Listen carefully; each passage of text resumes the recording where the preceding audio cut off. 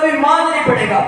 اپنے انہی الفاظ کے ساتھ میں ملتمس ہوں حجت الاسلام والمسلمین، سرمایہ ملت جعفریہ، فخر تشیع علامہ سید شہنشاہ حسین نقوی سے کہ ہم جن کے انتظار میں تھے اور تمام مومنین بیتاب تھے، جن کے مشتاق تھے کہ وہ اپنے مواعظ حسنہ سے ہم سب کو مستفید فرمائیں۔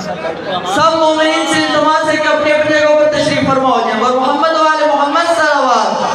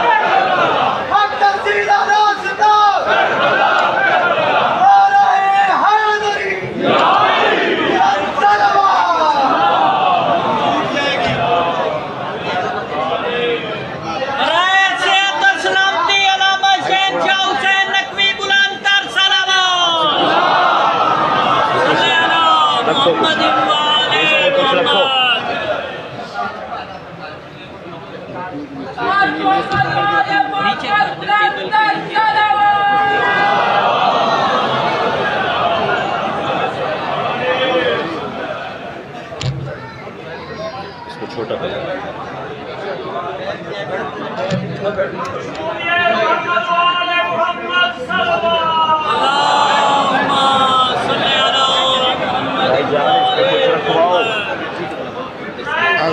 اس کے نیچے کر دو۔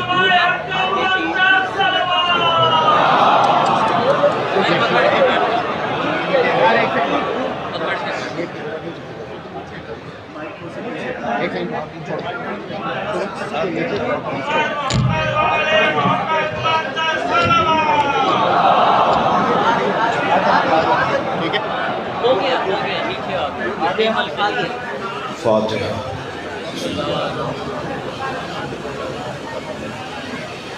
الرحمن الرحیم مالک یوم الدین ایاک نعبد و ایاک نستعین صراط الذین انعمت علیہم غیر المغضوب علیہم ولا الضالین۔ اعوذ باللہ من الشیطان الرجیم، بسم اللہ الرحمن الرحیم۔ الحمد للہ الذی لا یبلغ مدحتہ القائلون ولا يحصي نعماءه العادون ولا يعدي حقه المجتهدون، الذي ليس لصفته حد محدود ولا نعت موجود ولا وقت معدود ولا أجل ممدود، فطر الخلائق بقدرته ونشر الرياح برحمته، الصلاة والسلام على الرسول المسدد المصطفى العمجد المحمود الأحمد سيدنا ومولانا ومولى الكونين جد الحسن والحسين علي والقاسم محمد وآله الطيبين الطاهرين المعصومين الذين قال الله إنما يريد الله ليذهب عنكم الرجس أهل البيت ويطهركم تطهيرا۔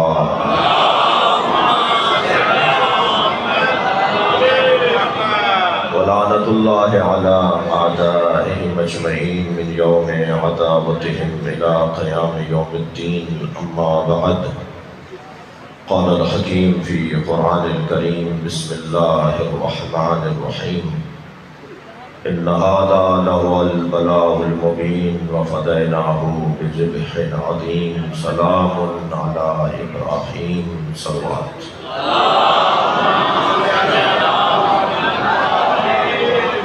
مولانا مرحوم و مغفور کے لیے سورہ فاتحہ تلاوت ہے۔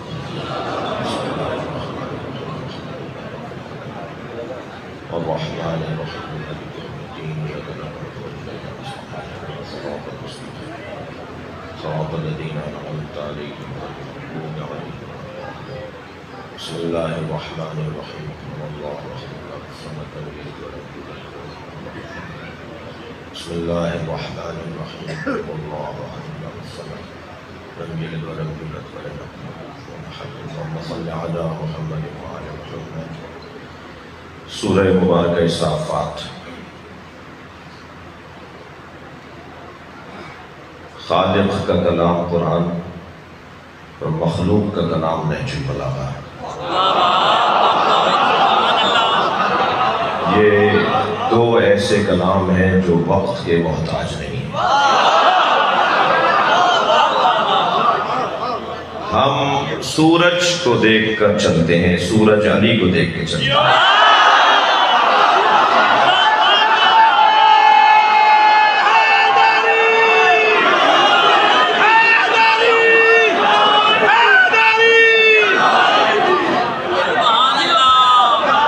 میری اور آپ کی عزت اس میں ہے کہ ہم اہل قرآن ہیں اور ہم نہج البلاغہ کو سینے سے لگاتے ہیں۔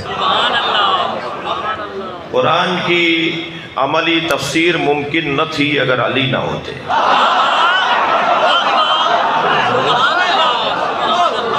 یہ میرا اور آپ کا اعزاز ہے کہ ہم جس دروازے پر بیٹھے ہیں اس سے اچھا دروازہ نہیں۔ دنیا کہاں بیٹھی ہے مجھے اس سے غرض نہیں، مگر ہم جہاں بیٹھے ہیں وہاں سے جنت کا رستہ بنتا ہے۔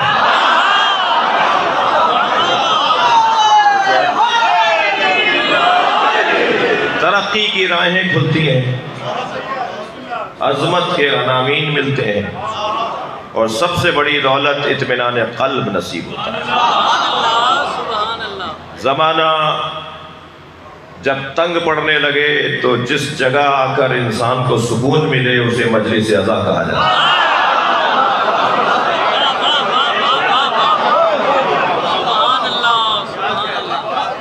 یہ جس جگہ میں اور آپ بیٹھے ہیں یہ اینک بدلنے کی جگہ ہے۔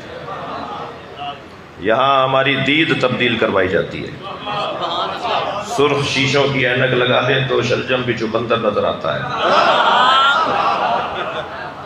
ہمیں حسین بلا کر ہماری دید بدلنا چاہتے ہیں۔ اس جگہ بیٹھنے والوں کا ذائقہ حیات ہی کچھ اور ہے۔ ہم جس گھڑے سے پانی پیتے ہیں اس کا مزہ ہی کچھ اور ہے۔ میں اپنے شیعہ بچوں سے کہتا ہوں کہ اپنے سنی عزیز بھائی نہیں، اپنی جان، سنی ہماری جان ہے، سنی ہمارے بھائی نہیں ہیں، ہماری جان ہے۔ تو اپنے ساتھ ایک بھائی کو، اپنی جان کو ضرور لایا کرو۔ جب بھی مجلس میں جاؤ ایک اپنی جان ضرور لے کر جاؤ۔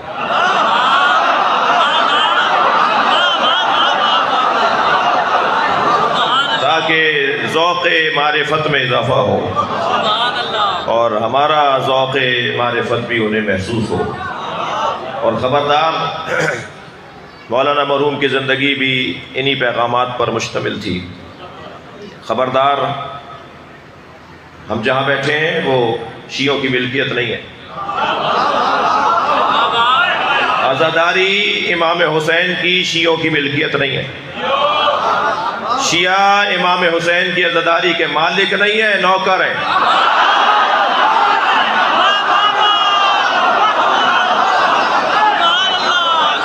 شیعہ امام حسین کی عزاداری کے مالک نہیں ہے، نوکر ہیں، اور نوکروں کو اپنی اوقات میں رہنا چاہیے۔ مالک کے مہمانوں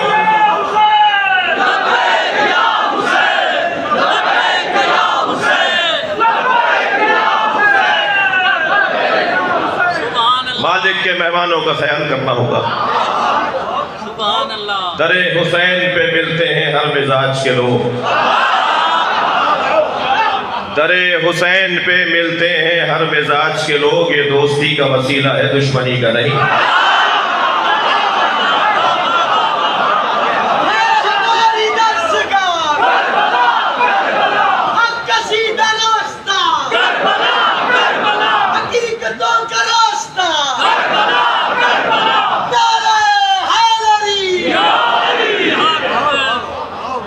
میں ایک جگہ سے گزر رہا تھا، رستے میں سانپ بیٹھا ہوا تھا، سوچنے لگا یہ موذی ہے، حملہ کرے گا۔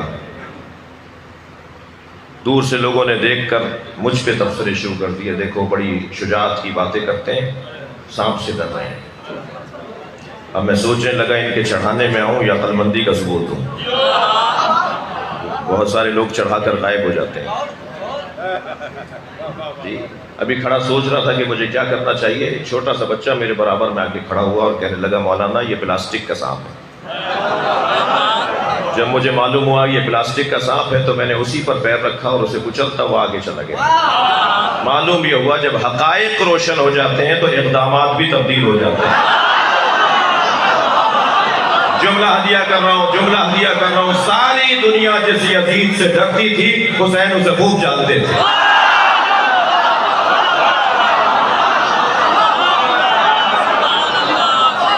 خبردار 3 لوگوں کو یا علی مدد نہیں کہنا چاہیے۔ یا علی مدد کہنے والے 3 لوگ ہو ہی نہیں سکتے۔ جن میں یہ 3 کمزوریاں ہیں وہ یا علی مدد نہ بولیں، ورنہ کمزوریاں دور کریں تاکہ علی سے قرب بڑھے۔ پہلی کمزوری علی والا پہلی کمزوری نہیں رکھتا، یا علی مدد بولنے والا یہ کمزوری نہیں رکھتا۔ پہلی کمزوری یا علی مدد بولنے والا کنجوس نہیں ہوتا۔ جی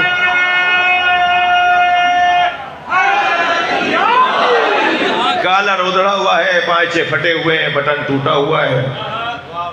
جی کون صاحب ہے؟ کہ صاحب قائم بھروانا میں ان کی 200 ایکڑ کی زمین ہے۔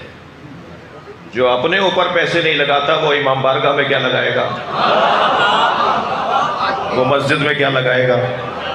وہ مدرسے میں کیا لگائے گا؟ مولانا حضرات خمس کھا جاتے ہیں اس لیے میں خمس نہیں دیتا۔ تو جو تم نہیں دے کر کھا رہے ہو، بہانے نہیں چلیں گے، بہانہ نہیں چلے گا کہ کسی پر اعتبار نہیں ہے تو میں نظام ہی خراب کر دوں۔ ہم کسی فرد کی بنیاد پر دین کو نہیں مانتے، ہم حق کی بنیاد پر علی کو مانتے ہیں۔ ہمارا قاعدہ کسوٹی کنجوس علی والا نہیں ہوتا، جسے پیسہ نہ نکلتا ہو، جس کی جیب تنگ پڑ جاتی ہو۔ جی ایک بچہ میرے پاس آیا قرآن کی اس آیت کو لے کے، والذین ينفقون فی السراء والضراء۔ ایک گھرانہ ایسا بھی ہے جو دارائی میں بھی عطا کرتا ہے، ناداری میں بھی بانٹ دیتا ہے۔ وہ بچہ کہنے لگا مولانا پیسے ہوں گے تو بانٹنا سمجھ میں آتا ہے، قرآن کیا کہہ رہا ہے کہ ان کے پاس نہیں ہوتا تب بھی دے دیتے ہیں۔ میں نے کہا تمہارے دماغ میں کیا ہے؟ کہنے لگا مولانا پیسے ہوں گے تو ہم کچھ دیں گے نا۔ میں نے کہا نہیں، تم دینے والے ہوتے تو تمہارے پاس پیسہ ہوتا۔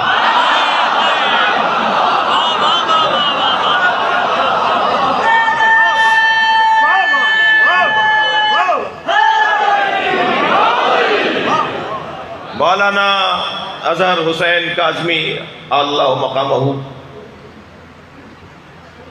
ان کے جانے سے مدرسہ بند نہیں ہوگا۔ ان کی خدمات کے اعتراف میں مخیرین اور زیادہ بہتر انداز سے اپنے تعاون کا اظہار کریں گے اور شان سے یہ ادارہ بڑھے گا۔ کنجوس علی والا نہیں ہوتا، جیب سے پیسے ہی نہیں نکل رہا۔ ہم جسے مانتے ہیں وہ قید میں بھی ہوں تو لوگوں کو آزادی دلوا رہے ہو۔ عطا بخشش والا گھرانہ، سخیوں کا گھرانہ۔ مقداد پہنچے مولا علی کے دروازے پر، مولا میرے گھر میں فاقے ہیں۔ فرمایا صبر کرو۔ کہ مولا متعلقین ہے، کم سن ہے، بچے ہیں۔ حضرت نے ایک مٹی کے ڈھیلے کی طرف اشارہ کر کے کہا یہ مٹی کا ڈھیلا اٹھا کے لاؤ۔ مقداد مٹی کا ڈھیلا اٹھا کر لائے۔ مولا نے فرمایا مقداد یہ کیا ہے؟ کہ مولا مٹی کا ڈھیلا۔ فرمایا اس پر کہو یا علی۔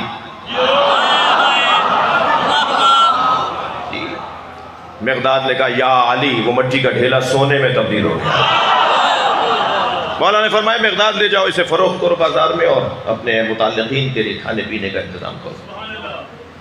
جی شیعہ بھی ہو تو ایسا۔ ایک پتھر اٹھا کر مقداد نے سونا توڑنا شروع کیا، چھوٹی سی ڈلی لی، باقی چھوڑ دیا اور جانے لگے۔ مولا کی آواز آئی مقداد سونا چھوڑ کے جا رہے ہو۔ اب ایک مولائی کو کیسا ہونا چاہیے؟ مقداد نے مڑ کر کہا مولا میرے آج کے لیے کافی ہے۔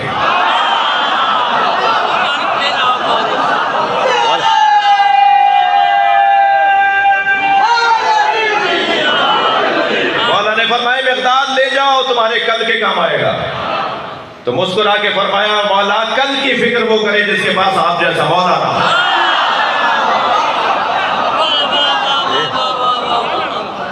علی والا کنجوس نہیں ہوتا. تھک تو نہیں رہے میری باتوں سے؟ دوسری کمزوری مولا علی والوں میں نہیں ہوتی. علی والوں اچھا بات جب علی والوں کی کر رہا ہوں تو میں شیعہ سنی کی نہیں کر رہا. میں پہلے کہہ چکا ہوں کہ سنی ہماری جان ہے اور کتنی خدمت اہل سنت محدثین اور علماء نے اہل بیت کی عظمت کے بیان میں کی ہے وہ قابل قدر ہے. قابل قدر ہے. علامہ المحدث ابو الحسن ابن مغازلی اہل سنت کے 800 سال پرانے عالم ہیں. وہ کتاب لکھ رہے ہیں مولا کی شان میں. اس کے مقدمے میں آیت اللہ مرشی نجفی شہاب الدین مرشی نجفی اللہ مقامہ نے 500 ان کتابوں کے نام لکھے ہیں جو اہل سنت نے مولا علی کی شان میں لکھی ہیں. اور خود ابو الحسن ابن مغازلی مقدمے میں لکھتے ہیں کہ میں علی کے فضائل اس لیے نہیں لکھ رہا کہ میں شیعہ ہوں، بلکہ میں علی کے فضائل کو جمع اس لیے کر رہا ہوں کہ میں نے نبی کی ایک صحیح حدیث دیکھی ہے جس نے علی کی ایک فضیلت لکھی اس کے 1000 گناہ معاف. میں اپنے گناہوں کو معاف کرنے کے لیے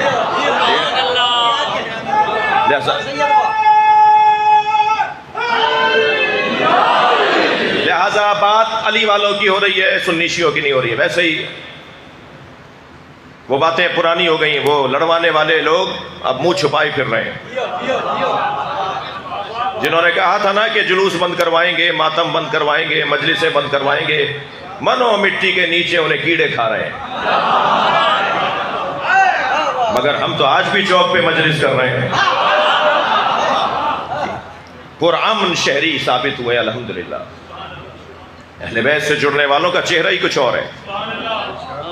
جی اہل بیت، پھر میں بات کر رہا ہوں سنی شیعہ کی بات نہیں، اہل بیت سے جڑنے والے لوگ. علی کا چاہنے والا کنجوس نہیں ہوتا. دوسری کمزوری علی کے چاہنے والے میں نہیں ہوتی. وہ کیا ہے؟ علی کا چاہنے والا بزدل نہیں ہوتا.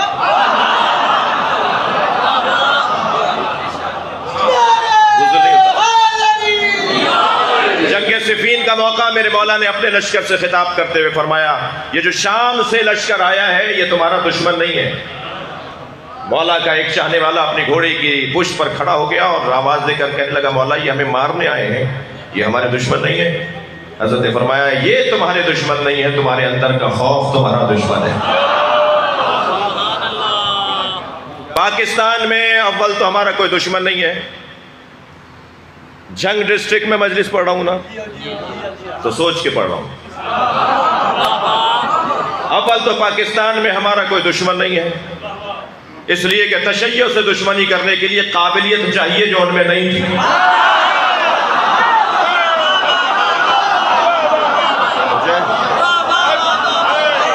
میں اپنے بچوں سے کہوں گا خبردار کسی کو حساب میں نہ لایا کرو، گنتی میں نہ لایا کرو. جو ہماری خاطر قرآن جلا دیتے ہو کہ کسی طرح FIR کٹ جائے. کتنے ہی واقعات ہیں اس ملک کے اندر. ہمارے ذاکرین کی توہین کرنے والے لوگ کہ ان کے ذاکرین کے چہرے دیکھو کیسے ہوتے ہیں. میں ان کی تائید نہیں کر رہا کہ جن کا کردار اچھا نہیں ہے، مگر تم بھی رضی اللہ تعالیٰ عنہ نہیں ہو.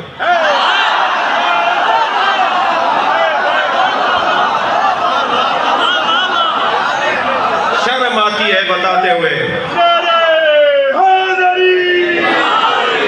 شرم آتی ہے بتاتے ہوئے کہ مفتی صاحب نے کیا کام کر دکھایا.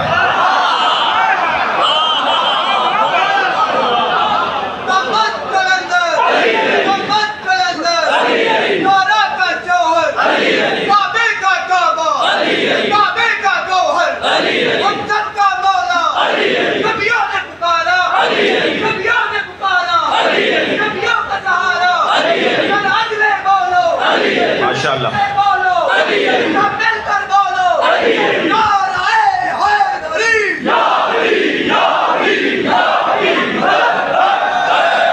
خبردار پاکستان میں اپنا دشمن کسی کو نہ مانیے گا، اور ہم نے تو کبھی گفتگو کا دروازہ بند نہیں کیا. کوئی کمزوری نہیں ہے، کوئی ندامت پشیمانی نہیں ہے. جی سب سے گفتگو ہونی چاہیے، بات ہونی چاہیے، مذاکرات ہونے چاہیے، اور جہاں غفلت اور بے علمی ہے، عدم علم ہے، وہاں علم اور معلومات میں اضافہ ہونا چاہیے۔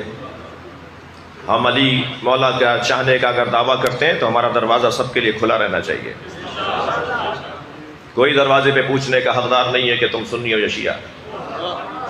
مجلس کا بانیان یہاں بیٹھے ہوئے ہیں، امام بارگاہوں کے اور جلوسوں کے روٹ پرمٹ رکھنے والے، میں ان سے بھی گزارش کر رہا ہوں کہ ہمیں کسی نے حق نہیں دیا کہ ہم دروازے پہ پوچھیں تم سنی ہو یا شیعہ۔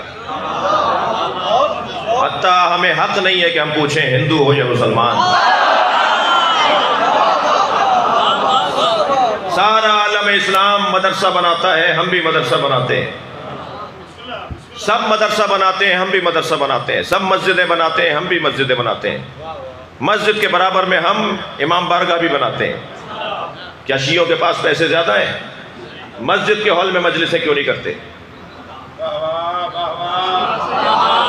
ممبر تو مسجد کے محراب میں بھی لگا ہوا ہوتا ہے، مسجد میں مجلس کیوں نہیں کرتے؟ کل قیامت میں اگر ہندوؤں نے شکایت کی، عیسائیوں نے شکایت کی، یہودیوں نے اللہ سے شکایت کی کہ یا اللہ میں اسلام سمجھنے گیا تھا، مسلمان تو مسجد میں آنے نہیں دیتا تھا، کوئی جواب نہیں دے سکے گا، جواب دیں گے یا اللہ ہم نے مسجد کے ساتھ امام بارگاہ بنایا ہی اس لیے تھا، یہ حسین کا خیمہ ہے، ہر آنے والے حر کے لیے کھلا رہنا چاہیے۔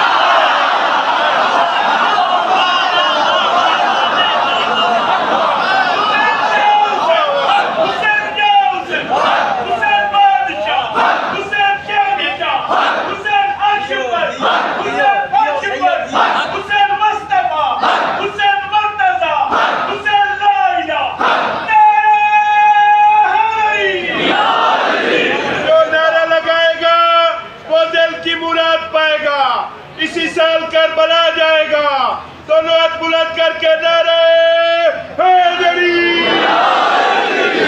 خبردار اہمیت نہ دیں ان لوگوں کو کہ جن کے ہاں کردار کی کمزوری ہے۔ الحمدللہ ہم ہر فورم پر بیٹھے ہیں مگر غیر مہذب لوگوں سے بات کرنے کو تیار نہیں ہیں۔ جو تہذیب کے دائرے میں بات کرے اس سے بات ہونی چاہیے۔ ایسا نہیں ہے کہ شیعوں میں کوئی خامی نہ ہو، ایسا نہیں ہے کہ ساری خامیاں سنیوں میں ہوں، شیعوں میں کوئی برائی نہ ہو، یہ نہیں ہے۔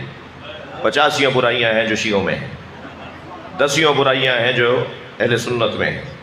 میں سنیوں کی برائیاں اپنے ممبر سے نہیں بیان کروں گا، ان کا عالم بتائے گا انہیں، مگر میں اپنی برائیاں، اپنی کمزوریاں، اپنی قوم کی کمزوریاں اپنے ممبر سے بیان کروں گا تاکہ وہ بہتری آ جائے، اس میں تبدیلی آ جائے، اس کو اصلاح کر لیا جائے۔ جی طویل کمالات کی فہرست ہے اور کچھ کمزوریاں بھی ہیں۔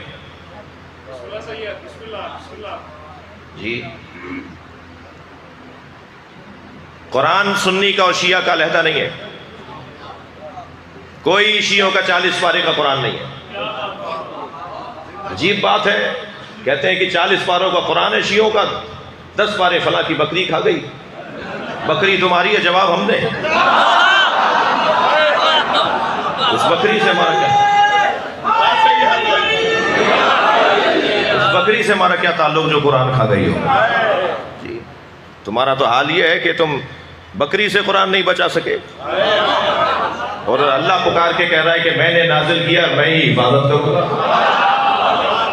تو کیا معاذ اللہ شیعوں کی طاقت اللہ سے زیادہ ہے؟ معاذ اللہ تمہارے مطابق کہ شیعوں نے بدل دیا قرآن؟ کوئی ہمارا 40 پاروں کا قرآن نہیں ہے، بغیر بتائے، اطلاع دیے بغیر کسی بھی شیعہ کا دروازہ بجائے، جو دروازے پر آئے اسے کہیں اندر سے قرآن لے کر آؤ، وہی قرآن نکلے گا جو آپ کے گھر میں۔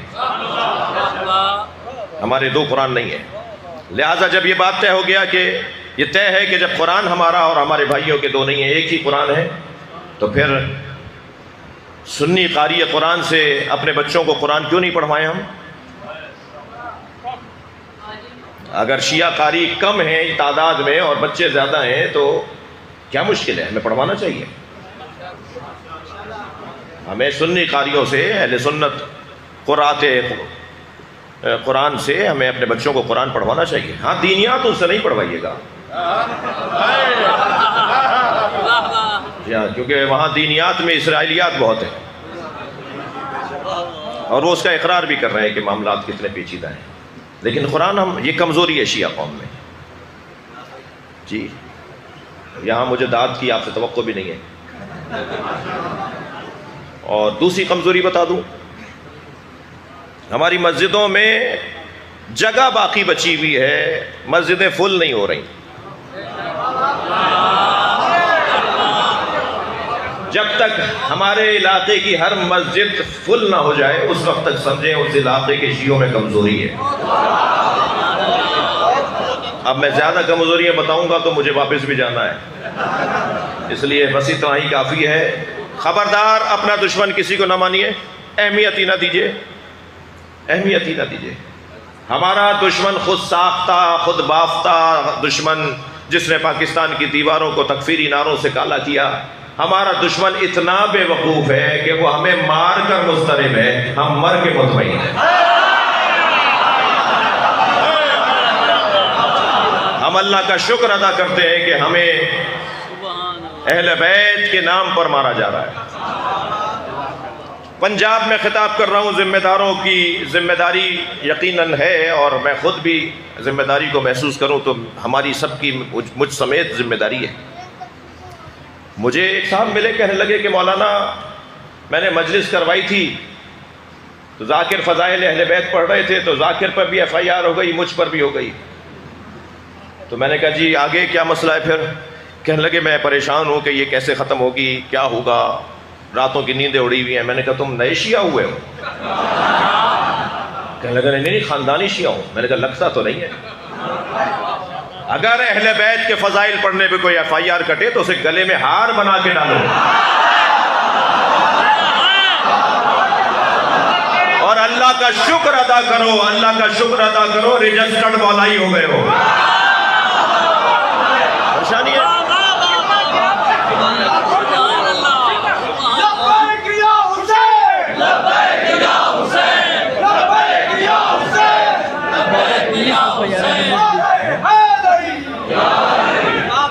توجہ کر لیا آپ نے؟ توجہ ہے؟ یہ کوئی بات نہیں ہوئی. مجھے تو تعجب ہوتا ہے، بعض لوگ گھبرا رہے ہوتے ہیں کہ جی FIR کٹ گئی، نیندیں اڑ رہی ہیں. شکر ادا کرو کہ سنت امام سجاد پہ عمل کا موقع ملا. الحمدللہ. کراچی کے ایک بڑے روڈ کے اوپر مجھے گالیاں دی گئیں، شہنشاہ نقوی کراچی فلاں، تو میں نے انہیں تحفے میں قالین بھیجا. میں نے کہا جی آپ کا شکریہ کہ آپ نے مجھے اس قابل سمجھا. مجھے ائمہ اہل بیت کی سیرت پہ عمل کرنے کا موقع ملا ہے. شام سے لوگ آتے تھے، بدتمیزی کرتے تھے، گالیاں دیتے تھے. امام حسن تشریف فرما ہو رہے ہیں، گزر رہے ہیں کوچے سے، تو ایک شامی نے دیکھا 4 لوگ ساتھ چل رہے تھے حضرت کے. حضرت کو دیکھ کر کہنے لگا یہ کون ہے؟ کہا یہ حسن ابن علی ہے. تو مولا کو لان تان کرنے لگا، بے حیائی کی باتیں کرنے لگا. جیسے جیسے وہ امام کی توہین کر رہا تھا، امام اس کی طرف بڑھ رہے تھے، اور جیسے امام قریب بڑھ رہے تھے اس کی بے ادبی میں شدت آتی جا رہی تھی. قریب جا کر امام نے کہا کہ تم مدینے کے رہنے والے نہیں ہو، مسافر ہو، پہلے کھانا کھا لو.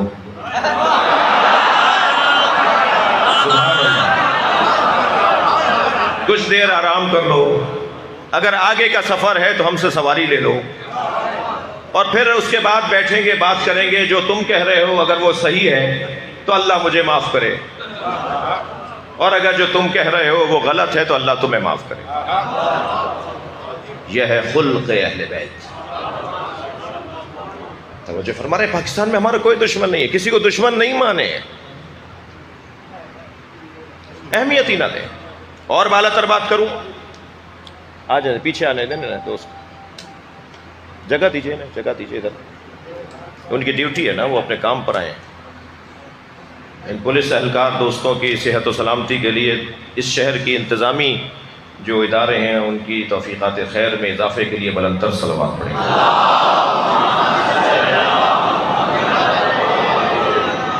اور آپ یونیفارم بھی دیکھ رہے ہوں گے، میرے ساتھ کراچی سے نہیں آئیں گے، یہ ہمارے پنجاب کے ہی میزبان ہیں.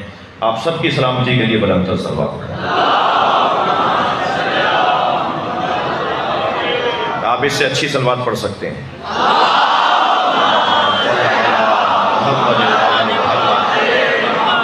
توجہ ہے؟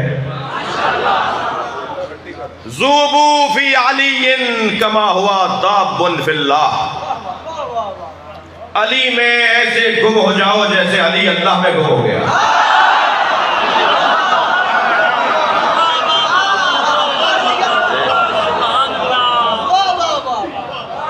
میں ایک ظرف فروش کی دکے دکان پر گیا، میں نے کہا 6 گلاس اور ایک جگ دے دیجئے۔ ظرف فروش نے سامنے والی میز پہ 6 گلاس رکھ دیے اور ایک جگ رکھ دیا۔ مجھے ایک گلاس چھوٹا لگا۔ میں نے کہا جی یہ چھوٹا ہے۔ اس نے کہا نہیں سب برابر ہے۔ میں نے کہا جی تکرار آپ سے نہیں کروں گا۔ میں نے وہ چھوٹا گلاس ایک دوسرے گلاس کے اندر ڈال دیا، وہ اندر چلا گیا۔ میں نے کہا اس کا اندر جانا بتا رہا ہے کہ یہ چھوٹا ہے، جس کے اندر جا رہا ہے وہ بڑا ہے۔ اگر میں کہوں علی اللہ میں گم ہو گئے تبھی تو اللہ اکبر سمجھ میں آئے گا۔ اور جب فنا فی اللہ کوئی ہو جائے، اللہ کی ذات میں کوئی گم ہو جائے تو اسے اللہ کے علاوہ کچھ اور نظر نہیں آتا، اسے اللہ کے علاوہ کچھ اور نظر نہیں آتا۔ وہ دشمن کو پٹکتا بھی ہے اللہ کی خاطر، سینے پہ چڑھ کر بیٹھتا بھی ہے اللہ کی خاطر، اور سینے سے اتر کے بھی بتاتا ہے کہ جب میں تجھے قابو میں لا سکتا ہوں تو اپنے آپ کو بھی لا سکتا ہوں۔ جو ایک لمحہ بھی زندگی کا غیر صبغت اللہ کے علاوہ نہ گزارے، اللہ کے رنگ کے علاوہ، اللہ کی یاد کے علاوہ نہ گزارے۔ دقت ہے۔ مولا کی مناجات کے یہ 4 فقرے تاریخی ہیں، انفرادی ہیں اور منحصر بے فرد علی ہیں۔ الہی کفا بی فخرا ان اکونا لکا عبدا، یا اللہ مجھے علی کا سب سے بڑا فخر یہ ہے کہ میں تیرا بندہ ہوں۔ الہی کفا بی عزا ان تکون علی ربا، یا اللہ مجھے علی کی سب سے بڑی عزت یہ ہے کہ تو میرا رب ہے۔ الہی انتا کما احب فاجعلنی کما تحب، یہ 4تھا جملہ مولا فرما رہے ہیں، یا اللہ مجھے ایسا بنا دے جیسا تو چاہتا ہے۔ یہ تینوں جملے، ایک اور جملہ بھی ترجمہ کروں گا، یہ تینوں جملے کہ میرا فخر یہ ہے اور میری عزت یہ ہے اور مجھے ایسا بنا دے جیسا تو چاہتا ہے، یہ تینوں فقرے ملے جلے فقرے انبیاء کرام کے ہاں بھی پائے جاتے ہیں۔ یعنی یہ جملے انبیاء کرام نے بھی اپنی زبان سے ادا کیے ہیں کہ ہماری عزت یہ ہے کہ تو ہمارا رب ہے، ہمارا فخر یہ ہے کہ ہم تیرے بندے ہیں، ہمیں ایسا بنا دے جیسا تو چاہتا ہے۔ مگر یہ جملہ علی کے علاوہ کسی نے بولا ہی نہیں۔ وہ کون سا جملہ؟ الہی انتا کما احب، تو ایسا ہی اللہ ہے جیسا میں چاہتا ہوں۔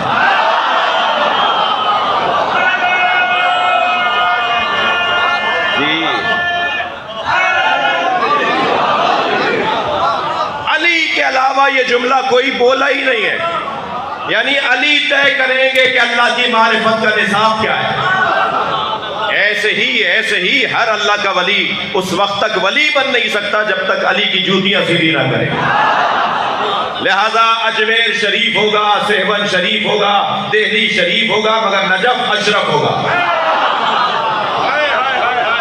تمام شریفوں کا شریف، تمام اولیاء کا صاحب ولایت مولا علی۔ علی کو اللہ کے علاوہ کچھ اور نظر نہیں آ رہا۔ ذوبو فی علی، علی میں ایسے گم ہو جاؤ کما ہوا ذاب فی اللہ، جیسے علی اللہ میں گم ہو گئے۔ یہ گلاس پانی کا بھرا رکھا ہے، اس میں آپ اپنی انگوٹھی اپنا سکہ ڈال دیجئے۔ اس سکے کو دائیں بائیں اوپر نیچے آگے پیچھے سوائے پانی کے کچھ نظر نہیں آئے گا۔ ایسا ہی ہے، وہ اس کے اندر ڈوب گیا، وہ اس کے اندر اتر گیا، اسے پانی پانی پانی نظر آئے گا، اس کے علاوہ اور اسے کچھ نظر نہیں آئے گا۔ جی علی میں گم ہو جاؤ تاکہ علی کا دشمن ہی نظر نہ آئے۔ ہم جانتے ہی نہیں ہیں تبرہ کا مطلب، ہم اہل بیت کے دشمنوں کو جانتے ہی نہیں ہیں۔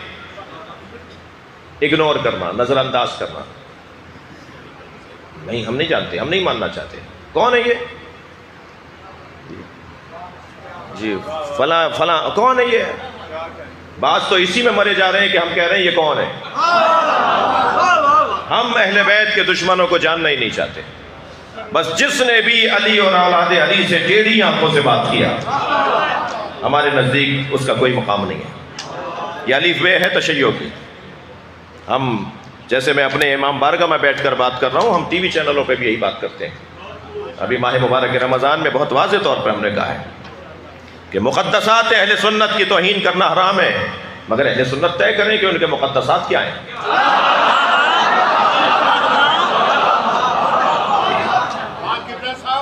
ہم مقدسات اہل سنت کی توہین کرنے کو حرام سمجھتے ہیں، مگر بنی امیہ کی تعظیم ہم نہیں کریں گے.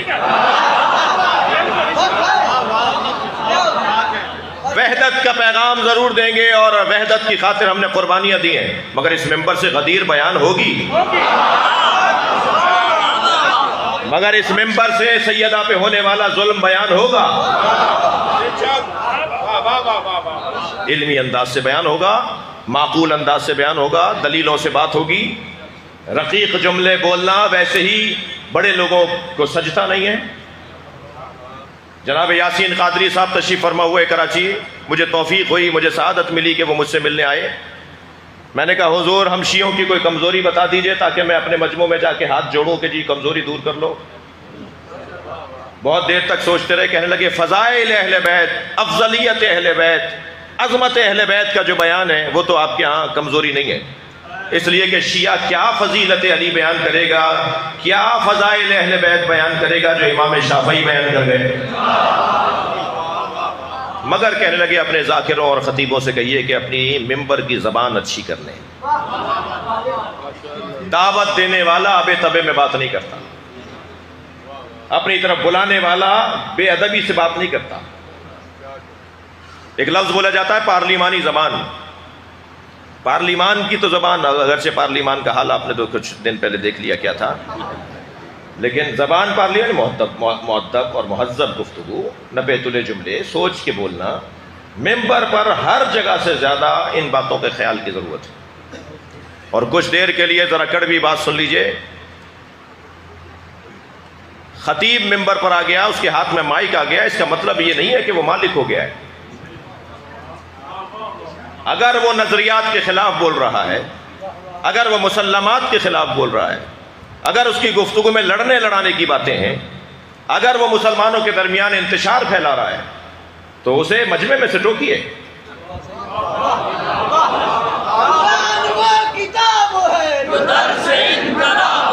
اور اگر وہ بات مان لے تو بہت اچھا، نہیں مانے تو مجلس کا وقار اور مجروح نہ کریں، تکرار نہیں کریں، پیغام دے دیں، بس ایک اشارہ دے دیں.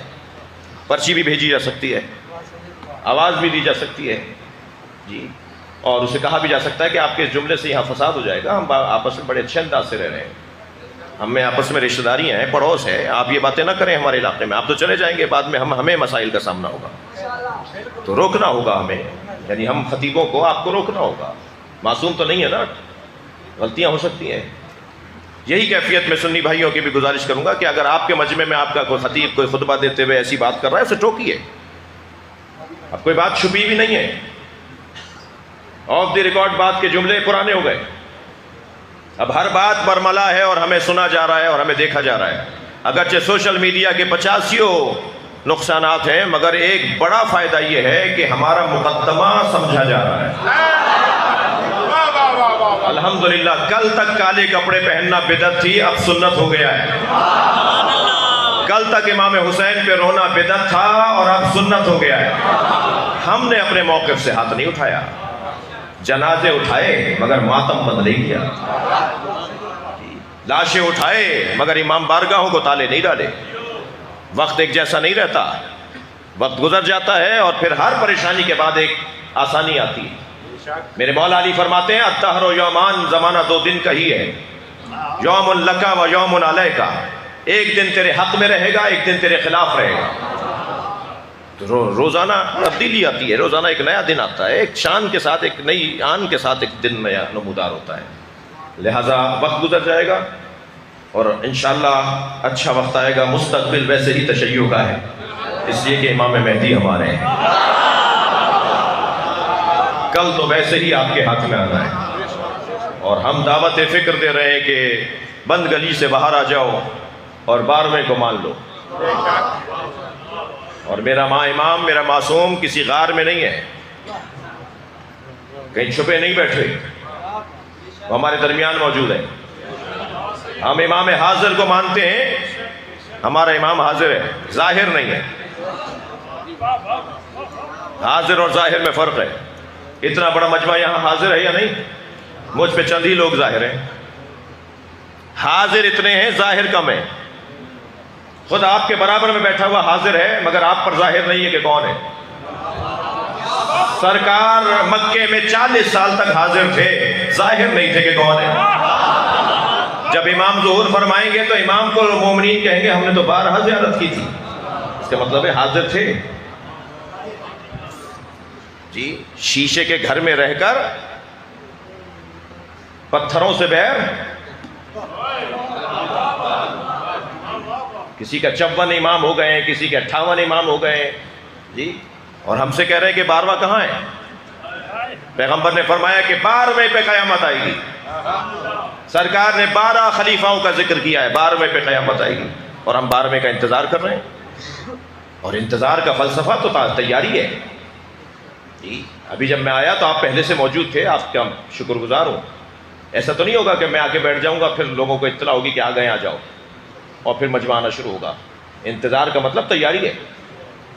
انتظار اس کا جس کا کیا جا رہا ہوتا ہے، اس کے لیے تیاری کی جا رہی ہوتی ہے. ہم یہ تیاری کی کیفیت میں ہیں. ہمارے مدارس کو مضبوط ہونا چاہیے، ہمارے امام بارگاہوں کو معیاری ہونا چاہیے، ہماری مسجدوں کو شان سے ہونا چاہیے. میرے گھر کا کارپیٹ کیسے ہی ہو لیکن مسجد کا کارپیٹ اچھا ہونا چاہیے. میرے گھر کی چھت اگر ٹپک رہی ہو تو کوئی بات نہیں، مگر مسجد کی چھت نہیں ٹپکنی چاہیے. شان سے ادارے ہونے چاہیے. اور انشاءاللہ مولانا مرحوم کی رحلت کے بعد یہ ادارہ، ان کے فرزند، ان کے رفقا، ان کے برادران، علماء کرام میں محروم رہا زیارت سے. اللہ کرے کہ مجلس کے بعد میں ملاقات کر سکوں اپنے بزرگ ساتھیوں سے، دوستوں سے، شخصیات سے. وقت گزر جائے گا اور انشاءاللہ کل مستقبل اچھا ہے. مظلوم کا کل ہوتا ہے، ظالم کا آج ہوتا ہے. ظالم کو آج گزارنے دیجئے، کل مظلوم کا ہے. اور سب سے زیادہ پشت پناہی اگر اللہ کسی کی کرتا ہے تو وہ مظلوم کی کرتا ہے. غیب سے مددیں آتی ہیں مظلوم کے لیے، اور وہ ایسا محسوس کرنے لگتا ہے کہ میرے پیچھے اللہ کی قدرت ہے. وہ تنہا بھی ہو تو لشکر نظر آتا ہے. عزیزو، دوسرا وہ بندہ جسے یا علی مدد نہیں کہنا چاہیے، کون تھا؟ بزدل. تیسرا وہ بندہ جسے یا علی مدد نہیں بولنا چاہیے، وہ ہے تنگ نظر، گھٹا ہوا دماغ، چھوٹی سوچ. جی سرسری باتیں، چھوٹی چھوٹی باتوں میں الجھنا. جی علم یہاں کیوں لگا دیا؟ یہاں لگنا چاہیے. اس پہ ہی معلوم ہے 2 سال سے لڑائی ہو رہی ہے کہ یہاں لگاؤ. یہ کوئی بات ہوئی؟ چھوٹی چھوٹی باتوں پہ لڑائی کرنا. میں جہاں رہتا ہوں وہ مسجد اور امام بارگاہ ہے. 2 لڑکے آپس میں لڑ رہے تھے، ایک بدتمیزی کیے جا رہا تھا اور دوسرا بار بار کہہ رہا تھا باہر چلو تو بات کرتے ہیں، باہر چلو تو بات کرتے ہیں. میں اس کے قریب گیا، میں نے کہا جی باہر جا کے کیا کہو گے؟ کہنے لگا مولانا یہ امام بارگاہ یہ لڑنے کی جگہ نہیں ہے. میں نے کہا بھائی باہر جا کر بھی لڑنا نہیں، اس لیے کہ حسین وہاں بھی دیکھ رہے ہیں. چھوٹی چھوٹی باتوں میں الجھنا، چھوٹا پن، یہ اہل بیت کے چاہنے والوں کی نشانی نہیں ہے. محمد جاؤ اس اونٹنی کے گھٹنے کاٹ کر آ جاؤ تاکہ ہودج گرے اور جنگ ٹھنڈی پڑ جائے، جنگ جمل. اور جب میدان میں اترو تو 3 اصول اپنی زندگیوں کے لیے قرار دینا. پہلا، اپنی زندگی کے 3 اصول میدان میں اپنانا. قید قدمائک تزول الجبال ولا تزل، پیروں کو زمین میں ایسے گاڑ لینا کہ پہاڑ ہٹ جائیں مگر تم نہ ہٹ لے پاؤ. میدان سے بھاگنے والا علی والا نہیں ہوتا، میدان چھوڑنے والا حیدری نہیں ہوتا. اپنے پیروں کو زمین میں ایسے گاڑنا کہ پہاڑ ہٹیں تم نہ ہٹو. انظر الی اقصی القوم، اور دوسرا خیال یہ رکھنا کہ اپنی نگاہوں کو آخری دستے پہ رکھنا. جو پہلے دستوں کو دیکھ رہے ہوتے ہیں انہیں پتہ ہی نہیں چلتا کہ پیچھے کون ہے. جن کی سوچ چھوٹی ہوتی ہے وہ کچھ نہیں کر پاتے. اپنی سوچ کو بڑا کرنا، آخری دستے کو ذہن میں رکھ کے آگے بڑھنا، کاٹتے چھانٹتے چلے جاؤ گے. اور تیسرا دستور یہ ذہن میں بٹھا لو کہ وَاعْلَمُوا أَنَّ النَّصْرَ مِنَ اللَّهِ، کامیابی میں تمہارا کوئی کردار نہیں ہے بلکہ کامیابی اللہ دلواتا ہے. محمد اترے، بہت تیزی سے آگے جا رہے تھے کہ تیروں کا مہ برسنے لگا. بڑھتے ہوئے قدموں میں سستی آئی، انہوں نے تیروں میں اضافہ کر دیا اور اتنا اضافہ کیا کہ محمد نے پیچھے ہٹنا شروع کیا. پیچھے ہٹے تو پشت پر کسی کا ہاتھ آیا. مڑ کر دیکھا تو امام حسن کھڑے تھے. کہ بھائی یہ تلوار اور یہ ڈھال مجھے دو. امام حسن نے تلوار لی، ڈھال لی اور میدان میں اترے اور برق کی مانند کاٹتے چھانٹتے ہوئے اونٹنی تک پہنچے. اور جب اونٹنی گرا دی گئی اور جنگ ٹھنڈی پڑ گئی اور مرحبا کی صداؤں میں امام حسن کا استقبال ہوا تو مولا علی نے دیکھا کہ محمد حنفیہ گردن لٹکائے کھڑے ہیں. سب حسن مولا کو مرحبا کہہ رہے ہیں اور مولا کا استقبال کر رہے ہیں، مگر محمد حنفیہ گردن جھکائے کھڑے ہیں. تربیت اولاد کا ایک نسخہ لے لیجئے گا مجھ سے. مولا قریب گئے اور مولا نے جا کر کہا کیا بات ہے، کیوں گردن جھکائے کھڑے ہو؟ کہا بابا جو کام آپ نے مجھے دیا تھا وہ میں نہیں کر پایا، بھائی حسن کر کے آ گئے. تو امام نے فرمایا خبردار، پشت پہ ہاتھ مارا، خبردار، انت ابنی وہو ابن رسول اللہ، تم میرے بیٹے ہو کہ رسول اللہ کا بیٹا ہے، مجھ سے برابر نہیں ہو. ہم اس دروازے پر بیٹھے ہیں تاکہ اصول زندگی مرتب کر سکیں. میری اب تک کی گفتگو میں آیت کے اوپر بات ہی نہیں کر پایا اور تمہید میں ہی بات یہاں تک پہنچی کہ یہ دروازہ سیکھنے کا دروازہ ہے. ہم یہاں کچھ سیکھنے آتے ہیں. یہاں یہ چھوٹا سا بچہ بھی لینے آیا ہے، وہ ڈاکٹر بھی لینے آیا ہے، وہ مثال کے طور پہ فیکٹری کا مالک بھی لینے آیا ہے، وہ ککڑی بیچنے والا بھی بیٹھا ہے، وہ جوتیاں بنانے والا بھی بیٹھا ہے. اس جیسی یونیورسٹی کہیں اور ہوگی؟ ایسی کلاس کہیں اور لگتی ہے؟ آپ اور میں سب یہاں پر بیٹھے ہوئے ہیں، بعض لوگوں کو تو پہلو بدلنے کی جگہ نہیں مل رہی، مگر کس خشوع اور خضوع کے ساتھ بیٹھے ہیں، کس سچائی اور خلوص کے ساتھ بیٹھے ہوئے ہیں. جی ایسی کلاس دنیا کی کسی یونیورسٹی میں ہے؟ ہر شخص کچھ نہ کچھ لینے آیا ہے. فیکٹری کا مالک بیٹھا تھا جس کی فیکٹری میں 2000 مزدور کام کرتے ہیں مجلس میں، اسی فیکٹری کا ایک ڈرائیور نوکر کودتا پھانتا آیا، آگے بیٹھنے لگا مجلس سننے کے لیے. بیٹھتے بیٹھتے اپنے مالک کو لات بھی مار دی. یہ مالک جھک کے دیکھتا ہے کہ یہ کون ہے، دیکھا جی اسی کا نوکر ہے، تو سوچنے لگا کہ اسے ڈانٹے، اٹھائے، بھگائے، یہاں سے ہٹائے. تو فوراً حسین نے خیال ڈالا یہ تمہارا نوکر نہیں ہے.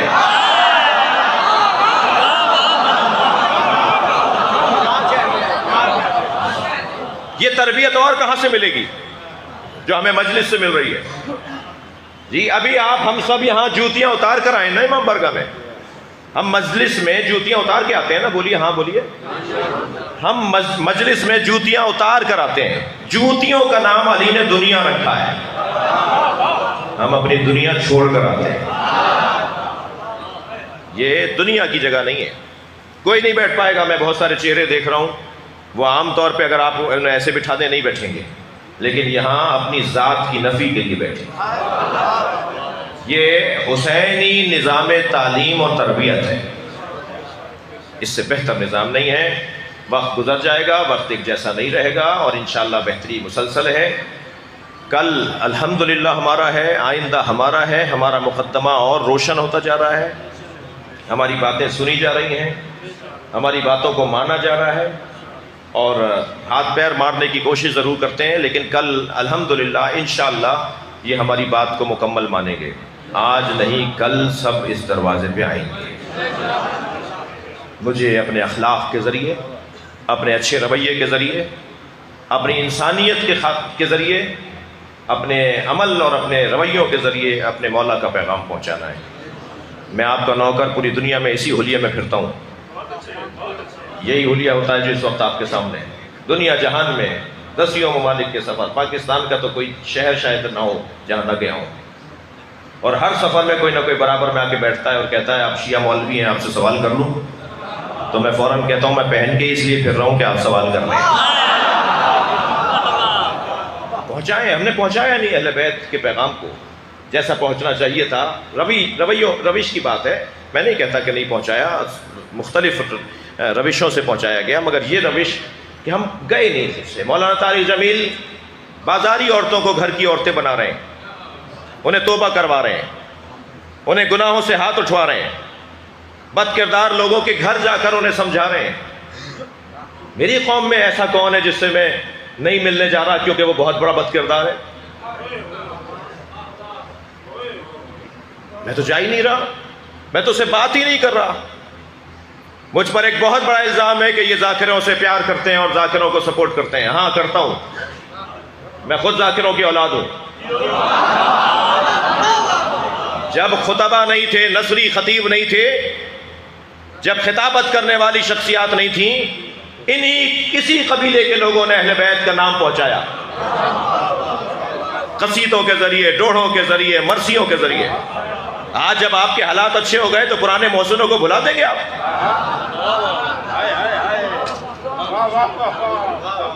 اور اگر کسی ذاکر میں کوئی خامی ہے تو کیا سارے علماء رضی اللہ تعالیٰ عنہ ہیں؟ علماء میں خامیاں نہیں ہیں؟ خدا کے واسطے تنگ نظری ختم کی جائے، بات کی جائے، ملاقات کی جائے، گفتگو سے مسئلے کو حل کیا جائے. مجھ میں بھی 4 خامیاں ہوں گی، آپ بتائیے. کسی اور میں بھی 2 خامیاں ہو سکتی ہیں، مجھے بتانا چاہیے. بتانے کا سلیقہ ہوتا ہے، طریقہ ہوتا ہے. بس یہی کچھ پیغامات تھے. مولانا مرحوم کے چہلم کی مجلس، عالم دین کی چہلم کی مجلس ہے. عزیزان گرامی، یقین رکھیے کہ ہمارے اوپر نظارت ہے، ہمارے اوپر توجہ ہے ہمارے ائمہ کی. امام فرماتے ہیں کہ اگر ہم تم پر نظر نہ رکھتے تو یہ زمانہ تمہیں زندہ دبا دیتا، زندہ درگور کر دیتا. مگر ہم تمہیں دیکھ رہے ہیں. پریشان نہ ہوا کرو، جلدی واویلا نہ مچایا کرو، جلدی اپنی شخصیات اور اپنی قیادتوں پر الزام نہ لگایا کرو، آگے میسیج نہ بڑھا دیا کرو تہمتوں کے اور الزامات کے. ذرا برداشت کر لو، صبر کر لو. کب تک مارے جائیں گے؟ جب تک تمہارے چھتوں پہ علم لگے ہوئے ہیں. لا الہ الا اللہ کی پریشانیاں کیا کم تھیں جو محمد الرسول اللہ بھی بول دیا ہم نے. محمد الرسول اللہ کی پریشانیاں کیا کم تھیں جو ہم نے علی ولی اللہ بھی بول دیا. ہم جیسے جیسے اپنے عقیدے کا اظہار کرتے جا رہے ہیں اپنی پریشانیاں بڑھا رہے ہیں. تو جب ہم خود ہی کر رہے ہیں تو پھر کسی سے گلہ اور شکوہ کیا ہے؟ اور ہم مطمئن ہیں ہم صحیح کر رہے ہیں. مگر اپنے مخالفوں کو اور اپنی قوم کے اندر موجود کمزور لوگوں کو ہمیں متوجہ کرنا ہوگا کہ تشیع کا چہرہ اچھا بناؤ. اور الحمدللہ اس عمل میں بہتری ہے مسلسل. میں ایک ایئرپورٹ پر اترا، چند انگریز آگے سے گزرے، اسے کہنے لگے یہ کیا پہنا ہوا ہے؟ میں نے کہا جی مسلم اسکالرس کا لباس ہے. ابا قبا کو دیکھ کہنے لگے کیا پہنا ہوا ہے؟ میں نے کہا جی مسلمان اسکالرس کا لباس ہے. تو ایک خاتون تھی، کہنے لگی کہ مسلم اسکالر ہیں، پروفٹ محمد کے گھر والوں کو مانتے ہیں یا دوستوں کو؟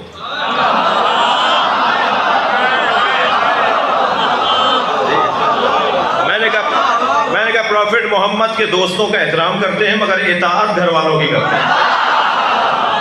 آپ یقین جانیے آپس میں کہنے لگے یہ اچھے والے مسلمان ہیں. الحمدللہ ہمیں اور اپنا چہرہ روشن کرنا ہے، سالم تشیع کو آگے بڑھانا ہے، جذباتیت کے ساتھ آگے بڑھنا کسی طور مکتب کی اور نظریے کی خدمت نہیں ہے. اور یہ روز بروز بہتری ہے. چلیے ذرا کربلا چلتے ہیں. آپ بیٹھے ہیں اپنے شہر کے امام بارگاہ میں ہیں مگر اپنے ذہن کو کربلا لے چلیے. حسین لاشوں پہ لاشیں اٹھا رہے ہیں. صبح عاشور سے عصر تک امام نے سب لاشیں خود اٹھائی مگر رونا اس کا ہے کہ حسین کا لاشا اٹھانے والا کوئی نہیں تھا. میرے مولا نے لاشیں تو بہت اٹھائے، حتیٰ غلاموں کے لاشیں بھی خود اٹھائے مگر رونے والوں 4 لاشوں پہ حسین بہت روئے. امام کی آنکھوں سے آنسو تھمتے نہیں تھے. ایک لاشا قاسم کا لاشا، اپنے بھتیجے کا پامال لاشا. کربلا کے میدان میں 2 بدنوں پر گھوڑے دوڑے، ایک قاسم کے بدن پر اور ایک امام حسین کے بدن پر. مگر دونوں بدنوں میں فرق یہ ہے کہ ایک کی زندگی میں گھوڑے دوڑے اور ایک کی شہادت کے بعد گھوڑے دوڑے. امام اپنے بھتیجے کا پامال لاشا اٹھا کر لائے. جب بھی حسین لاشا لاتے تھے، خواتین بیویاں اس گھر کی اس کی وارث بیویاں آگے بڑھ کر استقبال کرتی تھی. مگر امام کو تعجب ہوا کہ ساری بیویاں تو ہیں مگر اس بچے کی ماں ام فروا نہیں. تو تعجب سے امام نے فرمایا بھابھی ام فروا کہاں ہے؟ تو کسی بیوی کی آواز آئی. جب قاسم کی شہادت کی خبر آئی تھی تو ام فروا پشت خیمہ پر چلی گئی تھی. میں نے انہیں وہاں جاتے ہوئے دیکھا تھا.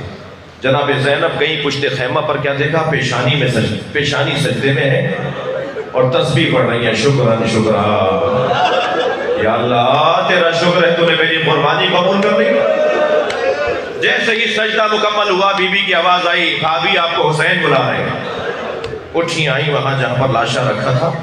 امام گردن جھکائے کھڑے تھے. لاشے کو دیکھ کر امام کو دیکھا اور فرمایا آپ اپنا سینہ چوڑا کیجئے، اپنی گردن سیدھی کیجئے اور مجھے مبارکباد دیجئے کہ دودھ کا اثر آیا ہے. میرے بچے نے وفاداری کا حق ادا کیا ہے.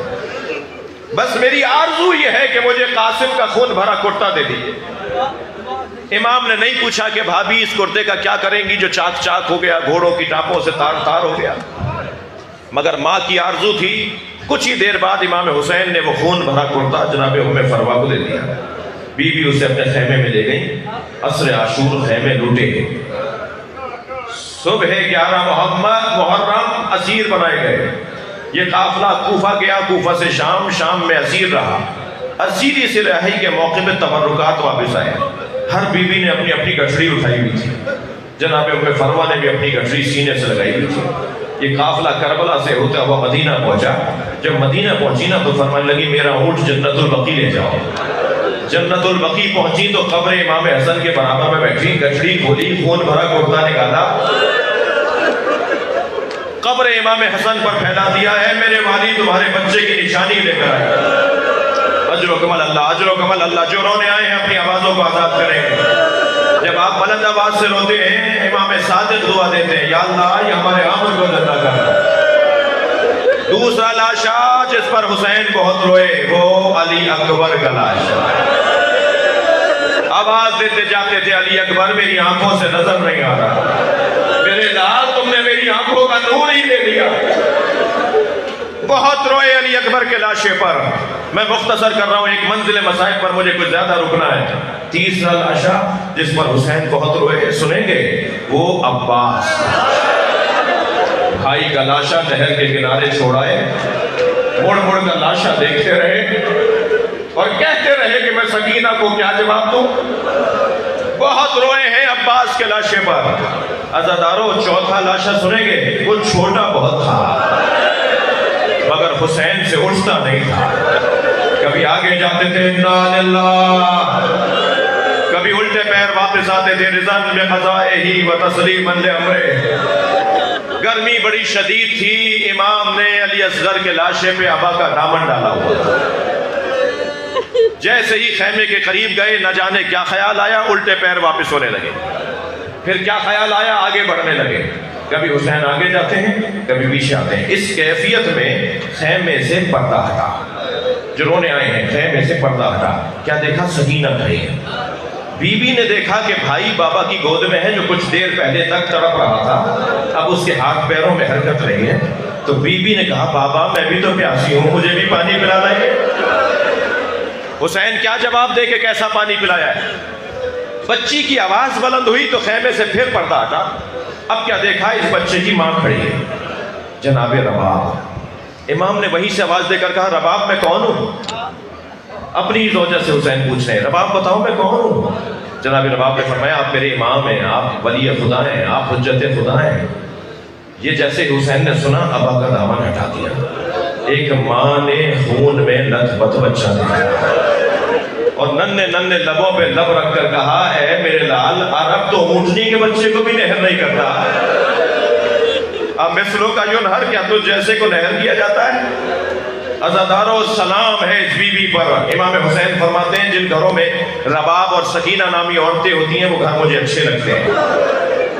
بڑا جگر تھا اس بی بی کا، 2 کمائیاں تھیں، دونوں حسین کے حوالے کر دیں گے، ایک علی اصغر ایک سکینہ۔ رو رہے ہیں نا آپ؟ جلتے ہوئے خیمے سے امام سجاد کو لانا کتنا مشکل تھا، کوئی جناب زینب سے پوچھے، مگر بی بی لے آئیں اپنے بھتیجے کو اپنی پشت پر اٹھا کر۔ جلتے ہوئے خیمے سے امام سجاد کو لانا کتنا مشکل تھا، اس سے زیادہ مشکل تھا قبر سکینہ سے بی بی رباب کو اٹھانا۔ بی بی کو لے کر آتے تھے، بی بی پھر چلی جاتی تھی، اور جناب زینب سے فرمایا زینب میرا مدینے میں کون ہے؟ میرا والی کربلا میں میری بچی اکیلی ہے، اجرکم اللہ۔ میرے قم میں میرے کچھ دوست ہیں ہندوستان کے رہنے والے، ایک دوست بنارس کے رہنے والے ہیں، وہ فرمانے لگے کہ روز عاشور ہمارے امام بارگاہ سے جلوس برآمد ہوتا ہے جو مختلف رستوں سے ہوتا ہوا بنارس کی کربلا میں جا کے ختم ہوتا ہے۔ کہنے لگے عاشور کا دن تھا، جلوس برآمد ہوا تو میں چند دوستوں کے ہمراہ اس رستے پہ چلے گئے ہم کہ جہاں جلوس جا کر مکمل ہوتا تاکہ انتظامات دیکھ سکیں، صفائی ستھرائی دیکھ سکیں۔ کہنے لگے ہم آگے بڑھے تو ایک چوک پر ہزاروں کی تعداد میں ہندو عورتیں کھڑی تھیں۔ قریب گئے تو ایک اور عجیب بات محسوس ہوئی کہ ہر گود میں دودھ پیتا بچہ ہے۔ کہتے ہیں جب ہم قریب سے گزرے تو ایک عورت کی آواز آئی بھائی مسلمان لگتے ہو؟ تو میں نے کہا ہاں مسلمان ہیں۔ کہنے لگی بتاؤ بابا حسین کا جلوس کب آئے گا؟ مولانا کہتے ہیں میں نے ان سے کہا تمہیں بابا حسین کے جلوس کا انتظار کیوں ہے؟ کہنے لگی تمہیں نہیں پتا آج حسین کا بچہ بھوکا مارا گیا، آج ہم اپنے بچوں کو دودھ نہیں پلاتے جب تک تعزیہ دفنہ نہ دیا جائے۔ عزادارو حق ہے نا پھر بی بی رباب کو سلام کریں۔ اجرکم اللہ، اجرکم اللہ۔ ایک منزل اور لے لیجئے، مجھے نہیں پتا کہ شام غریبہ میں پانی کہاں سے آیا۔ اجرکم اللہ، آوازیں آزاد کریں گے، بس مجلس مکمل کر رہا ہوں۔ مجھے نہیں پتا کہ شام غریبہ میں پانی کہاں سے آیا، مگر روایت کہتی ہے کہ پانی آیا، کھانا آیا۔ جناب زینب نے پہلے بچوں کو پانی پلایا، کھانا کھلایا، پھر بڑی بیویوں کو پانی پلایا، کھانا کھلایا، اور جب جناب رباب پانی نہیں پی رہی تھی تو امام سجاد سے کہلوایا، اور جب امام معصوم کہتے تو حکم کا درجہ ہے۔ جناب رباب نے پانی پیا، کھانا کھایا۔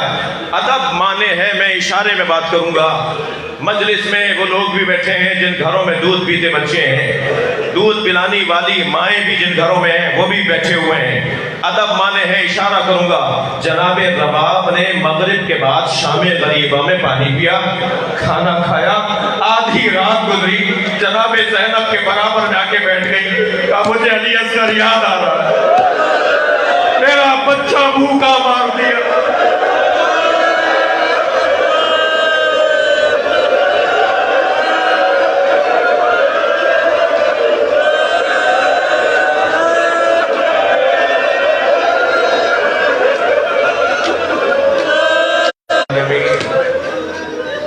سَيَعْلَمُ الَّذِينَ ظَلَمُوا أَيَّ مُنْقَلَبٍ يَنْقَلِبُونَ۔